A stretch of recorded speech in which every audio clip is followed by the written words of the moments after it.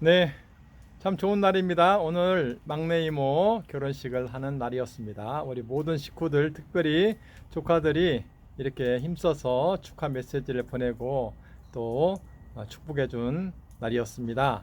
우리 막내 이모, 이모부 행복하시기를 바랍니다. 결혼에 대해서 성경은 여러 이야기가 나옵니다. 그 중에 예수님의 비유를 보면은 첫 번째 이 열처녀 비유란 게 나오는데 거기에 혼인 예식이 나옵니다. 열처녀 그러니까 결혼식을 하기 전에 이 친구들이 신랑 신부를 맞이기 위해서 기다리는 그러한 사람들입니다.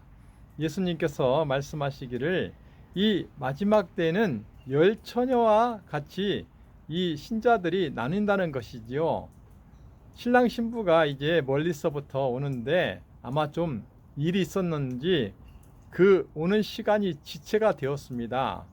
열처녀는 그 늦은 시간, 약 지체되는 시간 동안에 모두 다 졸았습니다.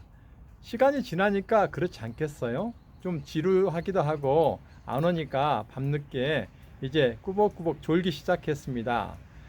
그런데 모두 다 졸고 있었는데 갑자기 멀리에서 신랑이로다 라고 기별이 들린 겁니다. 신랑이 온다는 겁니다. 그리고 나서 이 열처녀들이 이제 그 등을 가지고 신랑이 오는 길을 밝히는 역할을 해야 된다는 것이었습니다.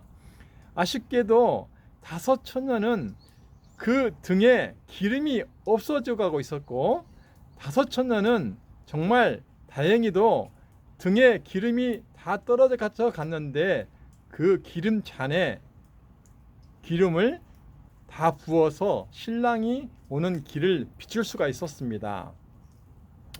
자, 우리는 어떤가요? 예수님을 기다리고 있는데 참 지루하죠.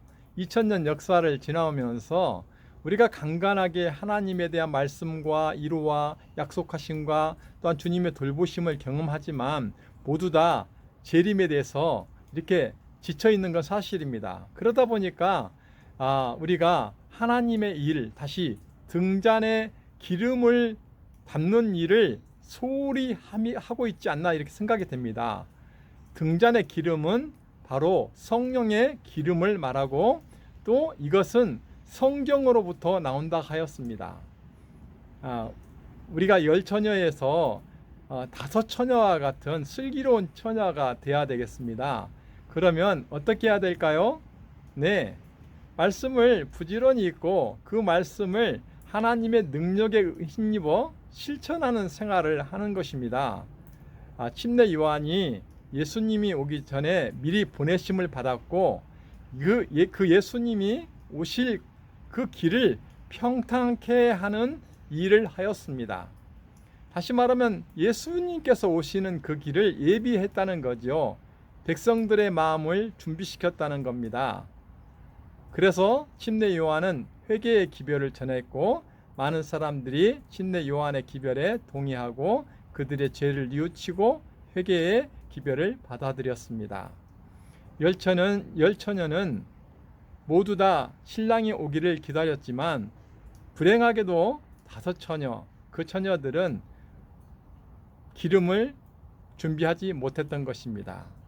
우리 가족들, 오늘도 예수님이 오시지 않았죠?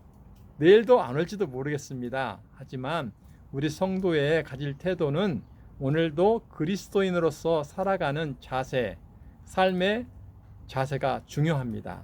그렇게 될 때 우리의 마음의 품성은 그리스도인답게 변화될 것입니다. 왜냐하면 그게 하나님이 바라시고 하나님이 기대하시는 것이기 때문입니다.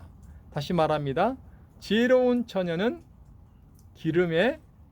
기름그릇에 기름을 늘 준비하였다. 그러면서 기다렸다. 좋을지라도 그 기름을 늘 준비하는 그런 예비된 신부의 처녀, 신랑의 친구들 되기를 바랍니다. 다시 한번 우리 가족 축복합니다. 오늘도 주의 성령이 우리 가족 모두에게 은혜를 미치게 되기를 간절히 바라면서 말씀을 드립니다.